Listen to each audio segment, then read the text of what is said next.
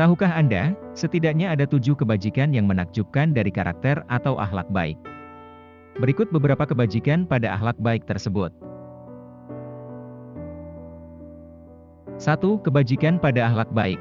Karakter yang baik adalah alasan utama orang masuk surga. Nabi Muhammad bersabda, apa yang paling mungkin untuk mengirim orang ke surga? Sadar akan Allah dan akhlak yang baik. Hadis riwayat Bukhari. Dia juga mengatakan, aku menjaminkan sebuah rumah di pinggiran surga bagi siapa saja yang menghindari perselisihan, meskipun dia benar, dan sebuah rumah di tengah surga bagi siapa saja yang meninggalkan kebohongan, bahkan ketika dia bercanda, dan sebuah rumah di tepi surga. Surga tertinggi bagi siapa saja yang berakhlak baik.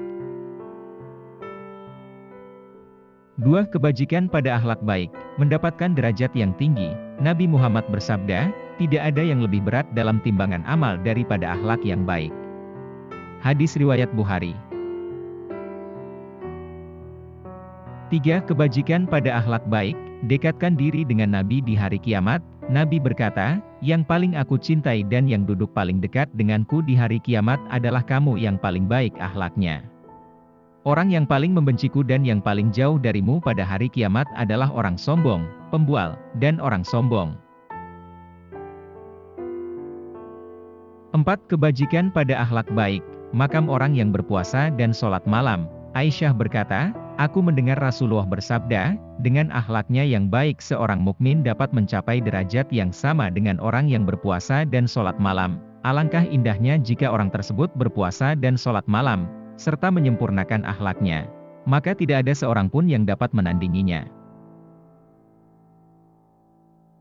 5. Kebajikan pada akhlak baik, dicintai Allah dan Rasul-Nya. Nabi berkata, dalam Tabarani, hamba Allah yang paling dicintai Allah adalah yang paling baik akhlaknya. 6. Kebajikan pada akhlak baik, jalan para nabi. Allah Subhanahu wa Ta'ala berfirman, dan memang, Anda memiliki karakter moral yang besar. Quran Surat Al-Qalam ayat 4. 7. Kebajikan pada akhlak baik, pertahankan keyakinan yang paling sempurna. Nabi Muhammad bersabda, mukmin yang paling sempurna keimanannya adalah yang paling baik akhlaknya. Sebaik-baik kalian adalah yang terbaik terhadap istri-istri kalian. Imam Muslim di dalam penulisan sahihnya tidak membuat judul tiap bab secara terperinci. Adapun judul-judul kitab dan bab yang kita dapati pada sebagian naskah Sahih Muslim yang sudah dicetak sebenarnya dibuat oleh para pengulas yang datang kemudian. Di antara pengulas yang paling baik membuatkan judul-judul bab dan sistematika babnya adalah Imam Nawawi dalam syarahnya. Ada 2 jenis orang, ada yang dikaruniai Allah untuk memiliki akhlak yang mulia secara alamiah, dan ada pula yang harus mengembangkannya dengan melatih diri dengan ilmu dan usaha. Contohnya adalah orang yang sifatnya sangat tenang dan orang yang mudah marah. Dibutuhkan perjuangan dan latihan yang terakhir untuk menahan amarah mereka dan mendapatkan pahala dari Allah. Contohnya adalah sahabat Asy'abul Al-Qais yang kepadanya Nabi bersabda, Anda memiliki 2 sifat yang disukai oleh Allah dan Rasul-Nya, kesabaran dan kemudahan. Dalam riwayat lain, Asy bertanya kepada Nabi, apakah kualitas-kualitas ini yang saya peroleh? Atau apakah Allah membentuk saya seperti ini? Nabi menjawab, Allah menciptakan kamu seperti itu. Setelah mendengar ini Asy menjawab, segala puji bagi Allah yang telah menciptakan saya dengan 2 karakteristik yang dicintainya dan Rasul-Nya, jadi, bersyukurlah kepada Allah atas kualitas yang Dia berikan kepada Anda. Nabi berkata, aku diutus hanya untuk menyempurnakan akhlak mulia. Artinya memiliki akhlak mulia, luar dan dalam, dapat dijangkau oleh kita semua. Jadi bagaimana cara mencapai karakter yang baik? Dengan belajar dan berlatih. Menurut Ibnu Qayyim, karakter yang baik didasarkan pada 5 kualitas penting. 1. Pengetahuan. 2. Kesediaan untuk berubah. 3. Kesabaran. 4. Alam yang baik. 5. Penyerahan suara Islam. Berikut adalah beberapa tips praktis tentang bagaimana memperjuangkan karakter yang baik.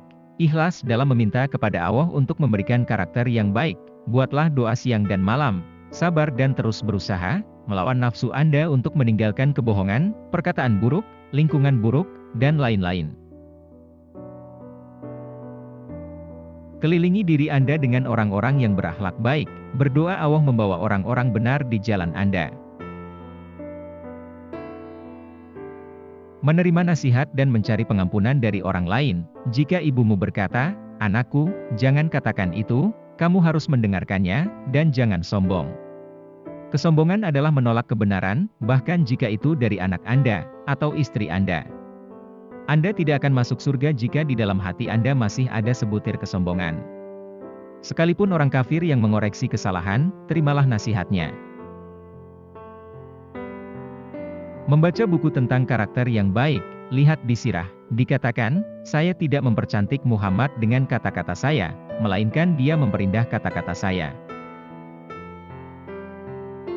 Cobalah amalkan doa Nabi. Berikut doanya, "Ya Allah, berilah kami petunjuk kepada akhlak yang terbaik, tidak ada yang membimbingnya kecuali Engkau. Dan jauhkanlah dari kami akhlak yang buruk, karena tidak ada yang dapat menjauhkannya dari kami kecuali Engkau."